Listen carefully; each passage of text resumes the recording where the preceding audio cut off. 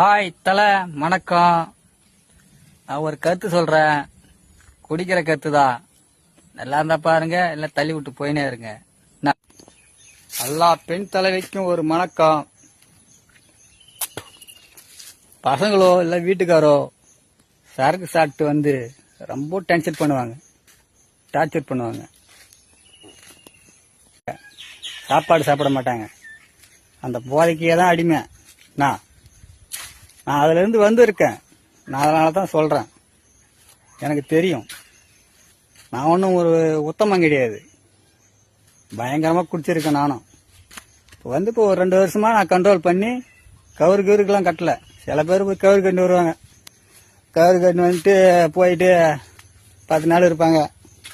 நான்லாம் காலையிலேயே ஏஞ்சதுமே கோட்டை மூஞ்சில் தான் முழிப்பேன். ஆமா, வேலைக்கு போவேன். கரும்பட்டை விவசாயி. காலையில 6 மணிக்கு ஏஞ்சி மணி 12 மணி 1 மணி வரைக்கும் கரும்பு வெட்டுவோம். சரக்கு எப்படியா குடிச்சிங்களோ அப்படியே நிறுத்துருங்க. அதான் உடம்புக்கு நல்லது. இதுதான் என் கருத்து கணிப்பு.